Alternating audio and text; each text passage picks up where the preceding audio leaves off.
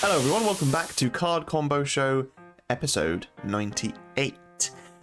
Opus 18 is here, and with it comes a buttload of jank, lots of really cool cards, some of which I'm going to go over now. So this week I will be looking at Ultimacia from Opus 18, Cid Haze from Opus 18, Xande from Opus 18, Bartz from Opus 18, and Daisy from Opus 18. First up we have Ultimacia, so it's a 4-cost 9k Dark Forward with the text, the cost required for all players to cast cards other than a backup is increased by 1. At damage 5, the cost required for your opponent to cast cards other than a backup is increased by 1, and then Hell's Judgment S, 3, dull, all the forwards other than Ultimacia lose 8,000 power until the end of the turn. So really I'm going to be focusing on those first two abilities because the S is nothing special to be honest, but yeah, making it so that forwards, monsters, and summons all cost 1 additional is pretty significant. So, White Tiger Looksee Kunmi. When one or more of your forwards you control are chosen by your opponent's summons or abilities, if its effect is cancelled if your opponent doesn't pay 3. So now your opponent has to pay 1 additional for the summon they want to cast, but then they also have to pay 3 if it's targeting a forward, otherwise it gets cancelled. That's like a total of 4 additional. If there's a big summon they want to cast and target something with, that's quite a bit of extra to have to pay. And Ultimacia really, I think, works best in something like that, in some sort of tax deck. Talking of which, we have Cecil. So again, if character you control are chosen by your opponent's summons or abilities, your opponent doesn't pay 2, cancel their effects, so again an additional 3, but this time it's just focusing on the characters rather than only your forwards.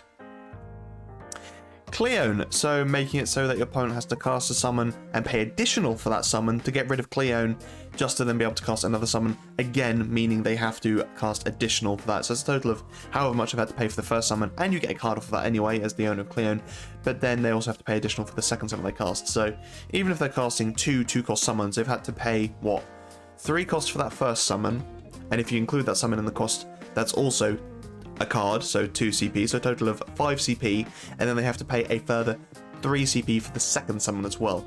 So they have had to pay 8 CP to cast 1 2 CP summon to have some sort of effect. Realm, so obviously Realm has quite a high cost ability, but this is more focusing on the fact of playing cards onto the field, not casting them, because Ultimacia will increase the cost to cast, but most effects are just, if they play onto the field, you don't pay anything, it is part of an effect. So pay 6 for Realm to then get 2 monsters and play them onto the field. It's perfectly fine, and there are loads of cards in the game that do just play stuff onto the field. Realm is just a good example because it plays 2 things and they're 2 monsters, so obviously it works nicely with something like Cleone.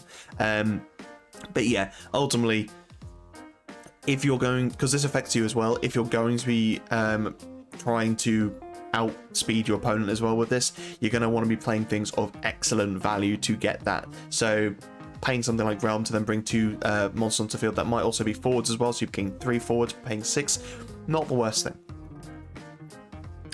A very slow Tross. Yeah, so again, playing as something like Tross onto the field, maybe through Realm, but then bouncing your opponent's forwards, they now have to pay additional for that forward to come back onto the field unless they can get rid of Ultimacia beforehand. So yeah, this is actually a scenario where bounce might be more useful, because if you're bouncing lots of stuff, you're giving them more value in their hand, but they're still going to have to be paying that 1 additional extra to actually get rid of Ultimacia, or at the most anyway, just to be able to play something. Vice.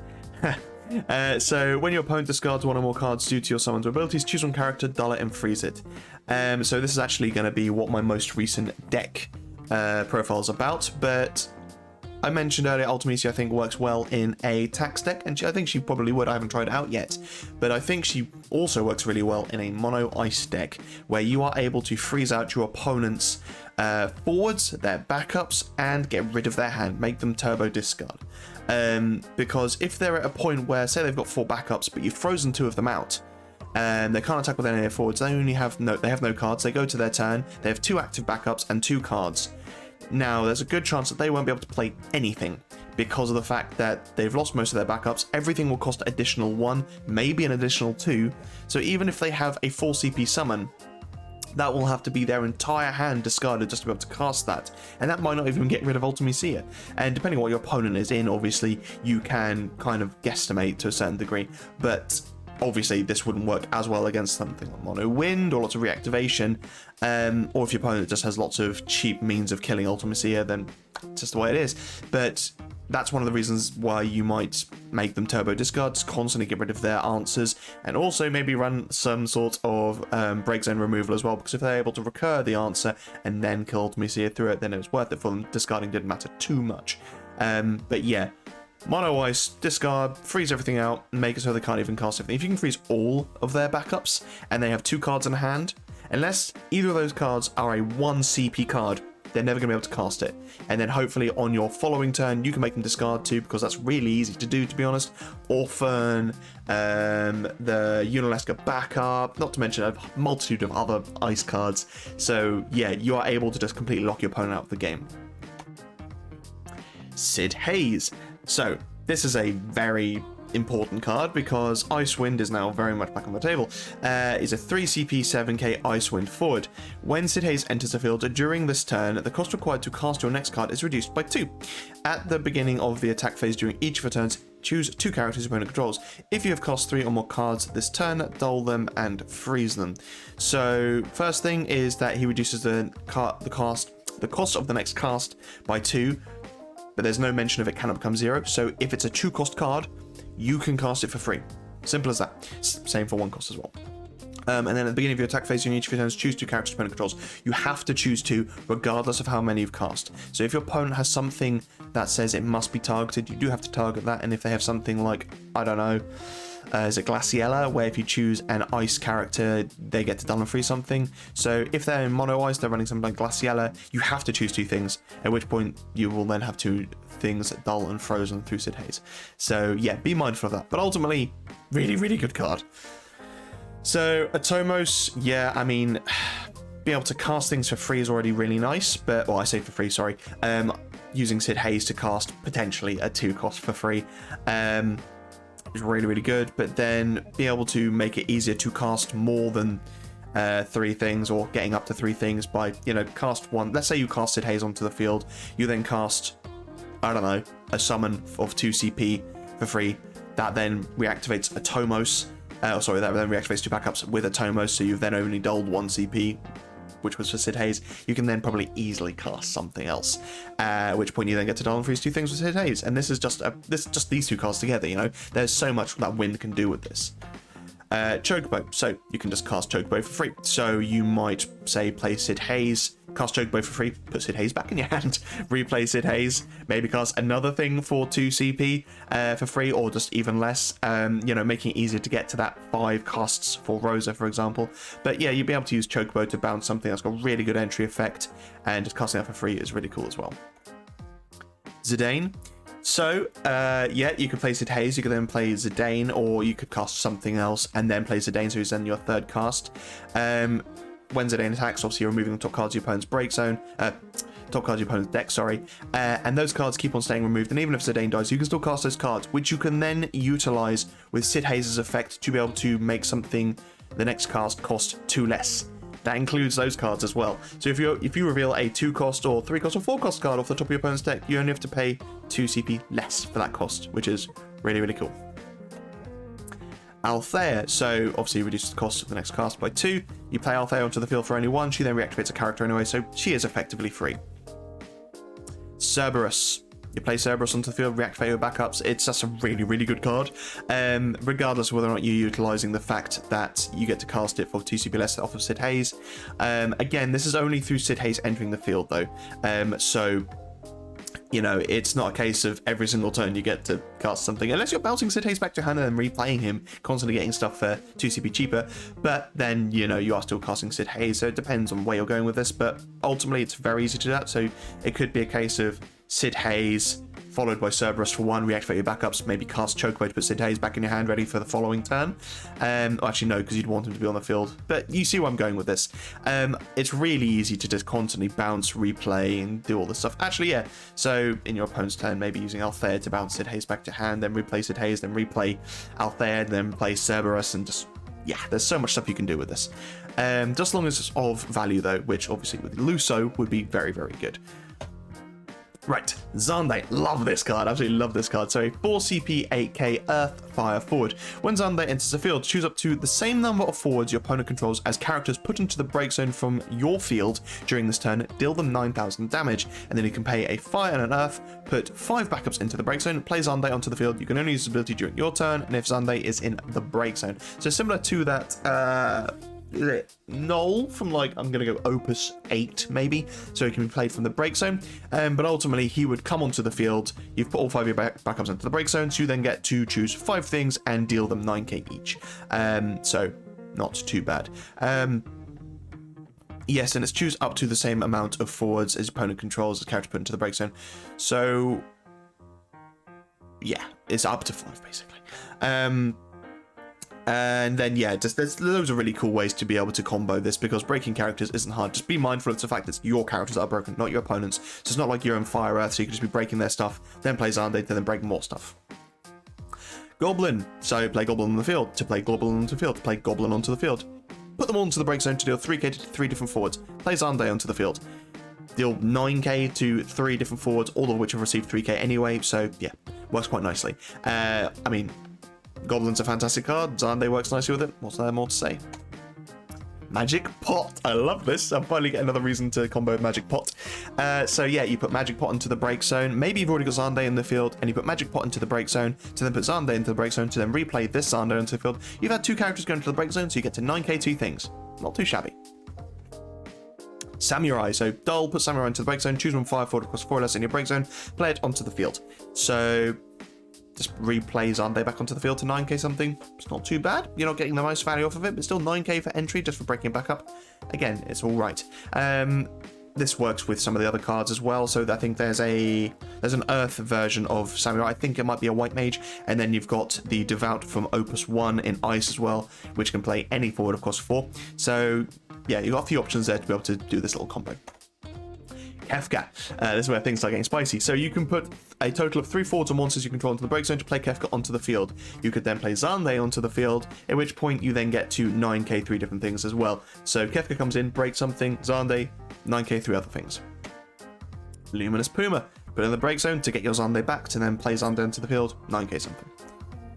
Regis. Ah, yes. Now, this is where we get some real meat on the bones. So, when Regis enters the field, choose up to 2 forwards other than card named Regis, light, or a card that is light or dark, put into the break zone this turn, from the field, sorry, this turn, play them onto the field. So you've got 2 forwards, they die, you play Regis, they come back. Now, the old school combo was to put 3 forwards and Regis into the break zone to play Kefka. So you put them into the break zone, you then play Kefka onto the field, break something, you then break your Noctis to play Regis onto the field, to then play those 2 other forwards. So you've regained all of your things just for breaking it back up. Now, obviously Xande can be on the field at the same time as well. Now, I realise this is Earth Lightning, but still, either you're shoehorning in Lightning or you're shoehorning in Fire. Still, either way, not the hardest thing to do, to be honest.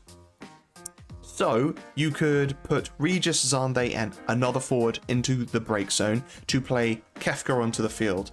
You can then break Noctis to play Regis onto the field, who will then bring in the other forward and Xande. You have put 3 forwards into the break zone and Noctis into the break zone, so Xande will then enter to then get to 9k 4 different things. Not to mention the fact you've also played Kefka onto the field, which will also have broken something. This is why I love this game, because you get to do stupid stuff like that. Is it going to happen? Probably not, because you need the stars to align, but it is still fun. Right, Bartz. So a 2 CP 5k wind forward with the text, when Bartz enters the field, name 1 job and 1 element other than light or dark. Bartz gains the named job and element. This effect does not end at the end of the turn, so a little bit like Camelot. And then for each forward other than Bartz you control with the same job as Bartz, Bartz gains plus 2k power, and then Bartz cannot be chosen by your opponent's summons or abilities that share its element. So again, similar to Camelot. And he is a Wanderer / Warrior of Light, so he already has 2 jobs. So Onion Knight. Onion Knights famously love to go wide really early. Lots of them on the field, and Onion Knight's actually quite nice because he's a ninja and a warrior of light. Oops. So you could play Bartz onto the field, choose ninja, and he would gain 4k just from Onion Knight alone. Not to mention the fact you've probably got Edge, Ghost Sets, Gecko, you know, there's loads of them out there, so Bartz would probably be really, really big. And, you know, also nice because you get to choose some sort of element to make sure that he isn't able to be targeted as well. Chicory X. Yeah, just because it's funny, all the Sin Hunters gain plus 2k power. So for each job Sin Hunter other than Chicory X you control, Chicory X gains plus 2000 power. So put Bartz onto the field, make him a Chicory X. He would also gain the same sort of effect because he gains plus 2k for each job it's shared. If you've got 3 Chicories on the field, he then gains plus 6k. And the Chicories would also gain plus 6k because there's now an additional Chicory on the field. Just a bit of fun, really. Van, Sky Pirates, fairly obvious to be honest, but yeah, just be able to make it so that he can sneak under. Again, another archetype that kind of, well, doesn't really go wide so much anymore, but it still will have a few forwards on the field, making Bartz quite big. And I think one of the few things that maybe is lacking in Sky Pirates is a really big forward, and not to mention he's still easy to break anyway, but still having that nice big forward. But more importantly, he would gain this forward coming blocked by a forward across 3 or more anyway, so that's quite nice. Pain, Gullwings, make him a Gullwing. He gains plus 2k for Pain and Riku on the field. He then becomes a 9k that can't be targeted by summons or abilities. It's kind of like Opus 1 Riku, how she gained the invincibility from both Yuna and Pain, but also the power. She was, I think, 1k bigger, she became a 10k, but 2k for a Bartz. 2 CP, sorry, for a Bartz, which can gain all these things as well. That's alright by me. Madame Adele, make him a job Morze's Soiree member, and yeah, just gains all those effects, can't be broken or deal damage. Damage becomes 0 and can't be broken by abilities that don't deal damage. Christ, is a mouthful. So yeah, he can become pretty big. Again, another archetype that likes to go pretty wide. Huge forward, can't be targeted or broken unless they get rid of Adele first, so just nice, really. Maria, Warriors and Rebels. So he's not either of those two, unfortunately, but you can make him a Rebel, at which point he'll gain plus 1000 for each job Rebel forward you control. And if a job Rebel forward you control does damage, he would receive 2k less as well. So let's say you've got Maria, Leon, and Firion on the field, and Bartz. He would gain plus 2k for each of those through his own effect, and then gain plus 4k through Maria's effect, because Maria would also count Bartz. You've got 4 Rebels, so he then is just massive, and he fits in the right elements as well. You can combo that with Leon, so he attacks. Very easy to make this guy big, because even with, let's say, Maria and I don't know, actually he would gain, yeah, so we'd need one other forward that is either a Rebel or shares a job with Bartz on the field. Let's say Leon, and Bartz would be an 11k, so that's not too shabby. Ashmel, Bringer of the Order. So his Bartz has the effect of Bartz cannot be chosen by your opponent's summons abilities that share its element. That isn't referring only to Bartz's effect of changing it or giving himself that element, but it means you can use something like Hashmel to change his element on the fly to make it so that he cannot be targeted by something else of another element. So let's say you're up against Fire Lightning and Bartz has chosen Fire and your opponent tries to cast Lightning on him, use Hashmel, make him Lightning, he now can't be chosen by that effect anymore and the effect will fizzle. Amber Bahamut. So let's say you've got Amber Bahamut and Garnet Bahamut on the field, and you play Bartz into field to make him a Winged Chaos. Bartz will now deal an additional 3k damage and will take 2k less damage as well. Not to mention the fact he'll also be a 9k from the 2 other forwards that share his job. And X-Death. This is more actually to talk about the mannequins. So obviously X-Death can get massive off mannequins as well, but actually Bartz can get bigger because he can... I mean, Xeth does buff all the other mannequins as well, but Bartz would just... Let's say you've got 3 mannequins on the field, he gains plus 6k, and then if you make him a mannequin, he will also benefit off of the effects of some other mannequins as well. So, or the other mannequins will also benefit off of him, but I think the Opus XVIII has something... Hero is the Warrior of Light one, that's 3 cost, but he buffs all mannequins by 2k. So just by having that on the field and Bartz on the field, Bartz is now a 9k immediately, which is pretty good for a 2 CP forward. Right, finally we have Daisy, a 3 CP 7k Earth forward with the text, if a forward you control other than Daisy is dealt damage, the damage is dealt to Daisy instead. That's a tongue twister. And at damage 3, Daisy gains 3000 power, and Warring Spirit S, Daisy gains 30,000 power until the end of the turn. wow, we might actually be in a situation now where we have our first over 1000k forward. Obviously, she is an FFB card, so it means that you can use Glaciella to just pay a crystal, use Daisy's S. She becomes massive. Kimari, so make it so that if she is dealt damage through summons or abilities, it becomes 0. Because Daisy has to take the damage, it doesn't matter which forward is taking it, Daisy has to take the damage, but Kimari makes it so that she doesn't take any damage. Nice! Minwu, similar sort of thing as well. So yeah, takes combat damage. If it's less than Daisy's power, doesn't take any damage. So all your forwards can just be attacking and being blocked, but they aren't dying because Daisy's taking the damage, but she's actually not taking damage because of the fact that her power is huge.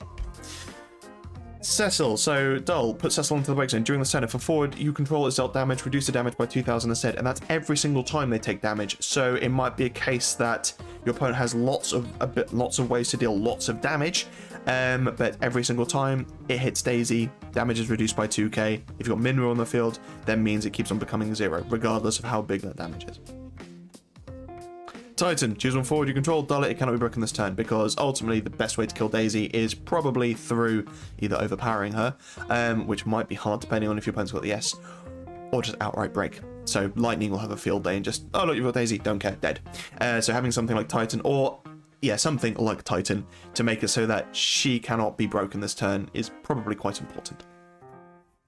Arciella, so you can remove one refresh counter from Arciella, choose one forward and negate all damage dealt to it. It gains plus 4000 power until the end of the turn. Another nice little combo with it. So not only does she gain a buff, but maybe she's taken 2 lots of 3k, she's about to pop, you then block with another forward when your opponent's attacking through.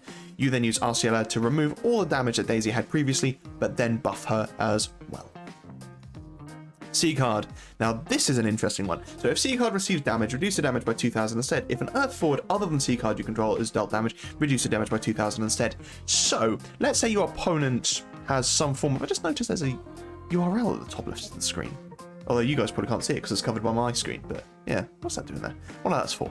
Anyway, yeah, so let's say your opponent does board-wide damage. C card would attempt to receive the damage. That damage is then reduced by 2.